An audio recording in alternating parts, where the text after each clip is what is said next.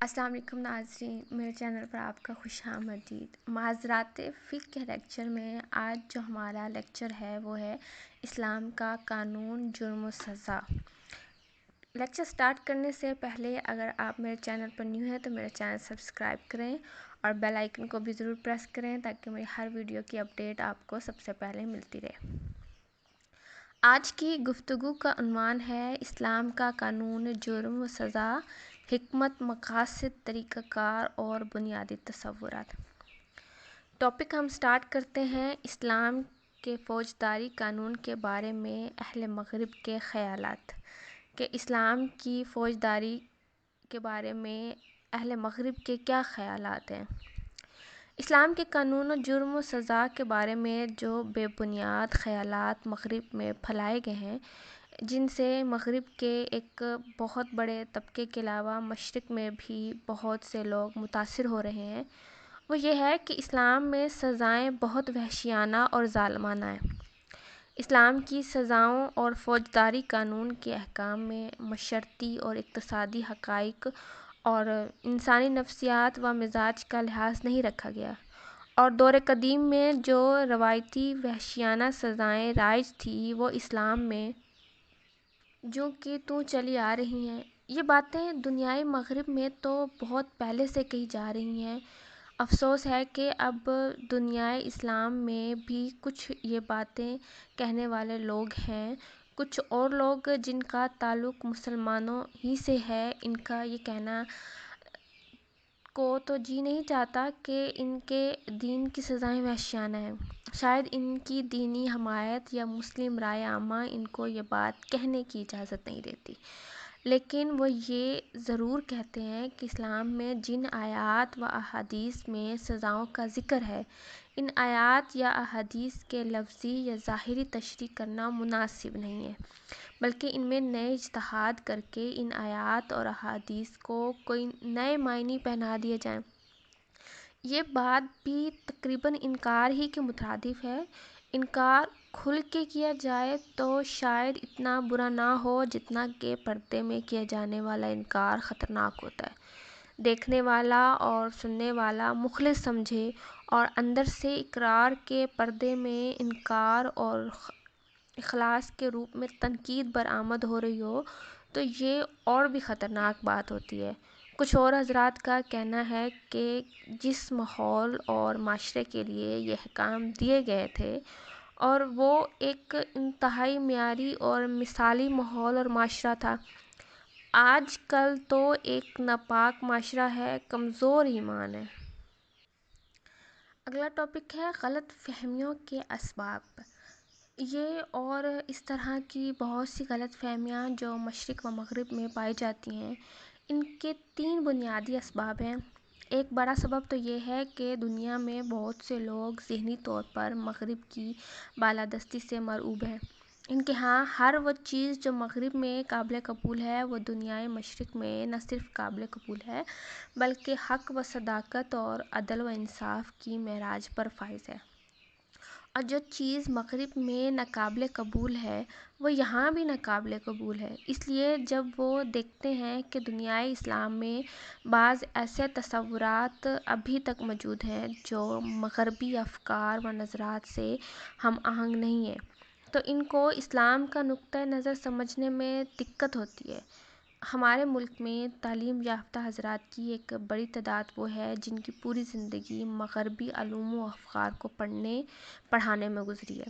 مغربی قانون، مغربی فلسفہ، مغربی معاشیات، مغربی سائنس، مغربی تاریخ، مغربی ادب، ان سب چیزوں کے پڑھنے پڑھانے سے ان کے ذہن کا ایک خاص سانچہ تیار ہوا ہے اور وہ ہر معاملے کو اس مخصوص سانچے سے دیکھتے ہیں۔ مغربی سانچہ مغربی افکار و تصورات کو ناپنے کے لیے تو کارآمد ہو سکتا ہے، وہ اسلامی تصورات کا جائزہ لینے کے لیے بھی کارآمد نہیں ہے۔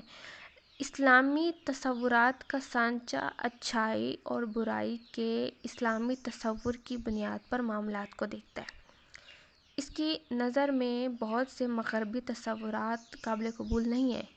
اس لیے ایک بڑی وجہ تو اسلام کے بارے میں غلط فہمی اور اسلام کے موقف کو درست طور پر نہ سمجھنے کی ہے۔ دوسری بڑی وجہ یہ ہے کہ بہت سے لوگ جو مغربی تصورات سے زیادہ متاثر نہیں ہیں اور دل میں یہ سمجھتے بھی ہیں کہ مغربی تصورات سے متاثر نہیں ہونا چاہیے، لیکن ان کے ذہن میں اسلام کی جامعیت کا صحیح تصور نہیں ہے۔ یا تو وہ اسلام کو محض ایک مذہب سمجھتے ہیں جیسے ہندو دھرم اور بدھ مت ہے، اسی طرح وہ اسلام کو بھی ایک مذہب سمجھتے ہیں، لیکن اسلام کی تعلیمات کو سمجھنے میں تھوڑا سا وہ قاصر ہیں۔ تیسری غلط فہمی یہ ہے کہ اسلام کے تصورات کو، خاص طور پر اسلام کے فوجداری احکام کو ان کے صحیح سیاق و سباق کے ساتھ آج کی زبان میں لوگوں کے سامنے نہیں رکھا گیا۔ جزوی طور پر لوگوں نے مختلف باتیں سن رکھی ہیں کہ اسلام میں چوری کی سزا ہاتھ کاٹنا ہے، فلاں جرم کی سزا یہ ہے، فلاں جرم کی سزا یہ ہے۔ ان چند جزوی باتوں کے علاوہ عام طور پر لوگوں کو اسلامی قانون کے فوجداری شعبے کے بارے میں زیادہ معلومات نہیں ہوتی۔ یہی وجہ ہے کہ بہت سے تعلیم یافتہ مسلمانوں کو بھی ایک مربوط انداز میں اسلام کے فوجداری قانون کو دیکھنے اور سمجھنے کا موقع نہیں ملا۔ کسی چیز کو جزوی طور پر دیکھیں اور سمجھا جائے گا تو غلط فہمیاں پیدا ہوں گی۔ مولانا جلال الدین رومی نے 5 اندھوں کی ایک حکایت لکھی ہے۔ انہوں نے یہ سنا کہ ان کے شہر میں ایک ہاتھی آیا ہے۔ وہ ہاتھی کو دیکھنے کے لیے گئے۔ ایک اندھے نے ٹٹولا تو اس کے ہاتھ میں ہاتھی کا دانت آ گیا۔ دوسرے نے ٹٹولا یعنی کہ اس کو چھوا تو کان، تیسرے نے ٹٹولا تو ٹانگ، چوتھے نے ٹٹولا تو کمر اور پانچویں نے ہاتھ بڑھایا تو سونڈ ہاتھ لگی، مطلب اس کو چھو کر دیکھا۔ جس نے ٹانگ کو ہاتھ لگایا تھا اس نے کہا کہ ہاتھی ایک ستون کی مانند ہوتا ہے۔ سونڈ پکڑنے والے کا خیال تھا کہ ہاتھی سانپ جیسا ہوتا ہے۔ کمر پر ہاتھ پھیرنے والے کا خیال تھا کہ ہاتھی بالکل ایک دیوار کی طرح ہوتا ہے۔ یہ ساری باتیں درست بھی ہیں اور غلط بھی ہیں۔ تقریباً یہی کیفیت اسلام کی تعلیم کے بارے میں بھی ہے۔ اسلام کی تعلیم سے ناواقف عام ہے اور اسلام کی تعلیم سے ناواقفیت بھی عام ہے۔ اسلام ایک طرز حیات ہے، اس لیے شریعت اسلامیہ کے ہر پہلو پر اور خاص طور پر فوجداری قانون پر غور کرتے ہوئے یہ بات ذہن میں رہنی چاہیے کہ اسلام بنیادی طور پر ایک دین ہے جو زندگی کے سارے پہلوؤں کے لیے ایک ضابطہ، ہدایت اور رہنمائی ہے۔ یہ ایک نظام حیات ہے جو زندگی گزارنے کا ایک نیا ڈھنگ بتاتا ہے اور ایک نیا سلیقہ عطا کرتا ہے۔ وہ ڈھنگ اور سلیقہ جو تمام سلیقوں سے مختلف ہے اور زندگی گزارنے کے جتنے ڈھنگ دنیا میں رائج ہیں یہ ان سے مختلف ہے۔ اسلامی نظام حیات ایک ثقافت بھی ہے، اس کی اپنی ایک تہذیب بھی ہے۔ اس تہذیب اور ثقافت کی حفاظت کے لیے ایک قانون بھی درکار ہے۔ قانون کو کامیاب بنانے کے لیے معاشرتی زندگی کے آداب بھی ہیں، عقائد اور عبادات بھی ہیں۔ ان سب چیزوں کا آپس میں اس طرح رابطہ ہے کہ یہ سب چیزیں ایک دوسرے کی تکمیل کرتی ہیں اور ایک دوسرے کو توقیت پہنچاتی ہیں۔ اخلاق سے وہ ماحول پیدا ہوتا ہے جس میں لوگ از خود قانون پر عمل کرنا چاہیں گے۔ روحانی ماحول عبادات سے قانون پر عمل کرنے میں مدد ملتی ہے۔ تعلیم اگر جامع اور مکمل ہو تو پھر اسلام کا اخلاق، قانون، معاشرتی آداب، ان سب کے درمیان جو رابطہ ہے وہ انسان کے ذہن میں واضح ہو جاتا ہے۔ چونکہ تعلیم مکمل نہیں ہے اور اسلامی بھی نہیں ہے، اس لیے یہ رابطہ واضح نہیں ہوتا۔ اسلامیات کی جو تعلیم آج ہمارے ہاں دی جا رہی ہے وہ نامکمل ہوتی ہے۔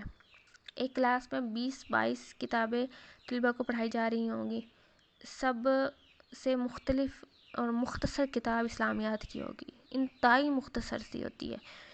جسے اردو جاننے والا ایک ذہین بچہ 1 گھنٹے میں پڑھ کر ختم کر سکتا ہے. یعنی کہ اسلامیات کی کتاب اگر ہم اپنے تعلیمی اداروں میں دیکھیں تو وہ اتنی مختصر ہے کہ اگر ایک بچہ جو اردو پڑھ سکتا ہے اس کو ہم کہیں کہ اس کی ریڈنگ کرو، وہ 1 گھنٹے میں آپ کو پوری کتاب پڑھ کر سنا دے گا. کہ جتنی بھی معلومات اس میں ہیں وہ انتہائی مختصر طور پر بیان کی گئی ہیں.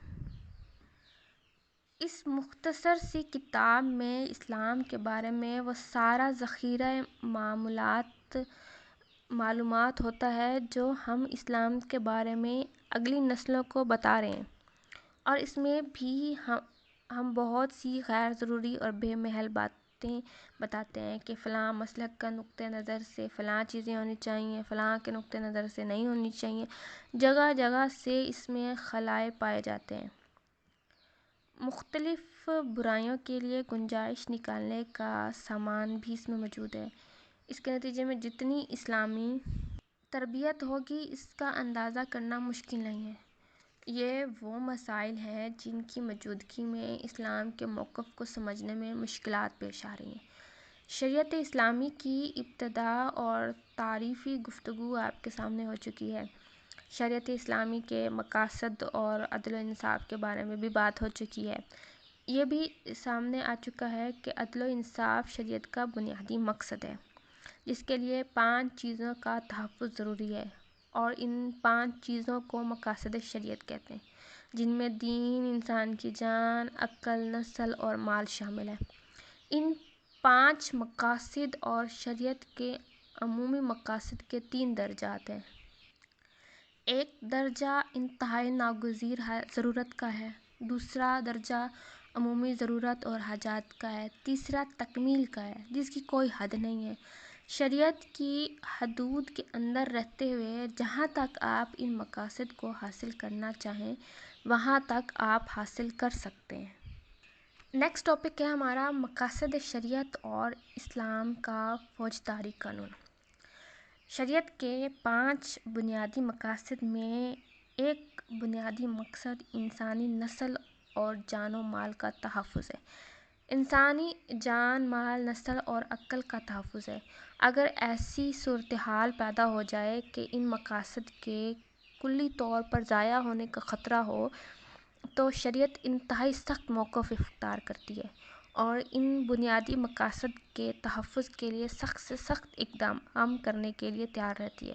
لیکن اس اقدام کے پہلے شریعت نے یہ کوشش کی ہے کہ پورے ملک اور معاشرے میں ایک روحانی ماحول ہو، لوگوں کے درمیان اللہ کے حضور جواب دہی کا احساس ہو، ایک اخلاقی فضا ہو جس میں ہر شخص اخلاقی قواعد کا پابند ہو، معاشرتی آداب کی ہر شخص پابندی کرتا ہو، اقتصادی طور پر لوگ ایک دوسرے کی ضرورت کے کفیل ہوں، لوگوں کے معاملات اس طرح چل رہے ہوں کہ معاشرے میں کوئی شخص محتاج نہ ہو، اگر محتاج ہو تو اس کی دیکھ بھال اور کفالت کرنے کے لیے لوگ موجود ہوں، سیاسی اعتبار سے ایسا انتظام ہو کہ جو اسلامی اچھائیوں کو فروغ دے رہا ہو اور برائیوں کو روکنے کی کوشش کر رہا ہو، جذباتی اعتبار سے لوگوں کے مزاج میں ایک ٹھہراؤ موجود ہو، صبر کرنا آئے لوگوں کی تربیت ہو رہی ہو، لوگوں کا رویہ اور انداز ایسا ہو کہ اس میں اسلام کی روحانی اور اخلاقی اقتدار کی کارفرمائی ہو اور آپس میں ایک دوسرے کے مددگار ہوں. اس ماحول میں اول تو یہ امید کی جانی چاہیے کہ کوئی جرم نہ ہو. اگر کوئی جرم سامنے آئے گا تو معاشرہ اس کو خود ہی روک دے گا. اگر کسی کے دل میں جرم کا خیال پیدا ہوگا تو دل کے اندر موجود جذبہ ایمان اس کو روک دے گا. اندر کا ایمان نہیں روکے گا تو معاشرتی دباؤ کے تحت وہ جرم نہیں کرے گا. بعض اوقات انسان اللہ کے خوف سے نہیں بلکہ معاشرتی دباؤ کے پیش نظر برائی سے بچتا ہے. اگرچہ یہ کوئی معیاری بات نہیں ہے لیکن کم سے کم اتنا تو ہے کہ انسان برائی سے بچا رہتا ہے. کوئی آدمی شراب نہیں پیتا تو شاید اس لیے نہیں پیتا ہو کہ لوگ کیا کہیں گے، فلاں آدمی شراب پیتا ہے، چوری اس لیے نہیں کرتا کہ لوگ کہیں گے کہ فلاں شخص ایسا بھی ہے کہ وہ چوری بھی کرتا ہے. اگر اللہ کے خوف سے باز نہیں آتا تو کم سے کم معاشرے کے خوف سے برائی سے اجتناب کرتا ہے. اگر معاشرے میں یہ کیفیت موجود ہو کہ اس کے دباؤ کی وجہ سے لوگ برائی سے بچے رہتے ہوں تو یہ چیز اچھی ہے. لیکن اگر کوئی جرم ایسا ہو جو کسی ایسے مجرم کے ہاتھوں انجام پائے کہ جس میں اس کے اپنے اندر کا جذبہ ایمان بھی ناکام ہو جائے، خاندانی تربیت اور معاشرتی دباؤ بھی ناکام ہو جائے، معاشرے میں معروف کے حق میں اور منکر کے خلاف جو ایک فضا بنی ہوئی ہے وہ بھی ایسے جرم سے باز رکھنے میں ناکام ہو جائے اور وہ براہ راست ایسا جرم کر گزرے جو شریعت کے کسی مقصد کو ختم کرنے کے مترادف ہو، تو پھر شریعت اپنے بنیادی مقاصد کے بارے میں کوئی سمجھوتا نہیں کرتی.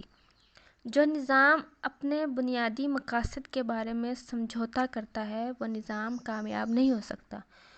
یہ اصول مذہب دنیا میں ہر جگہ ہے.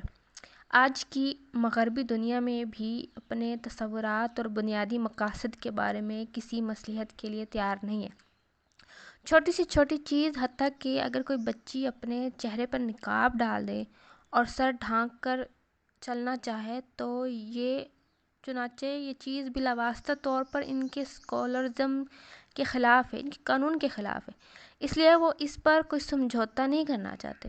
دنیائے اسلام کے 1 ارب 20 کروڑ مسلمانوں سے جھگڑا مول لینے کو تیار ہیں، لیکن وہ یہ قدم جو ان کے خیالات میں ان کے قانون کے خلاف ہے اٹھانے کو تیار نہیں ہے. یہ بات ہمارے لوگوں کو نظر نہیں آتی کہ دنیا میں تمام بااصول اور ذمہ دار لوگ ہمیشہ اپنے بنیادی مقاصد اور ہدف کے بارے میں بہت شدید اور پختہ ہوتے ہیں. اسلام بھی اپنے بنیادی مقاصد کے بارے میں انتہائی شدید اور پختہ ہے، لیکن اسلام ہر چیز کو اس کے صحیح مقام پر رکھ کر توازن پیدا کرنا چاہتا ہے. جو چیز انتہائی بنیادی اور ناگزیر ہے اس کا درجہ سب سے اونچا ہے، اور جو چیز ناگزیر تو نہیں لیکن مقاصد کی تکمیل میں درست ثابت ہوتی ہے وہ مستحبات کے دائرے میں آتی ہے. مستحبات کے بعد آداب کا درجہ ہے. ان کی اہمیت اور افادیت کے باوجود اسلام ان چیزوں کو بہت معمولی سمجھتا ہے اور ان کو انتہائی اہمیت نہیں دیتا. لیکن بنیادی مقاصد جن پر اسلام کا سارا نظام چل رہا ہے ان میں بھی انسانی جان کا تحفظ اولین اہمیت رکھتا ہے، جس کے تحت ایک انسان کو بچانا پوری انسانیت کو بچانے کے مترادف ہے، اور ایک انسانی جان کو ضائع کرنا پوری انسانیت کو ضائع کرنے کے مترادف ہے. اسلام جان کے بارے میں کوئی نرمی نہیں کرتا. اسلام انسان کی عزت کے بارے میں کوئی کمزوری قبول نہیں کرتا. خاندان کے اداروں کے تحفظ کے بارے میں اسلام کوئی نرمی نہیں کرتا. ہر شخص کے جائز طریقے سے حاصل کیے ہوئے مال کی حفاظت کو اسلام ریاست کی ذمہ داری قرار دیتا ہے. اگر ریاست ان 5 چیزوں کا تحفظ نہیں کر سکتی تو اس کی بقا کا کوئی جواز نہیں. اس لیے اسلام نے عدل کے جو احکام دیے ہیں اور جن کے بارے میں کہا گیا ہے کہ ساری آسمانی شریعتوں اور سارے انبیاء علیہ السلام اور تمام آسمانی کتب کا یہی ایک بنیادی ہدف ہے اور مقصد تھا کہ لوگ عدل حقیقی پر کاربند ہو جائیں، اور یہ تب ہی ہو سکتا ہے، تب ہی قائم ہو سکتا ہے جب ان 5 مقاصد کی حفاظت کی جائے. ناظرین، آج کا جو ہمارا ٹاپک تھا وہ اسلام کا قانونی جرم و سزا اور اسلام کے فوجداری قانون کے بارے میں اہل مغرب کے خیالات تھا. آئی ہوپ آپ کو سمجھ آ گیا ہوگا.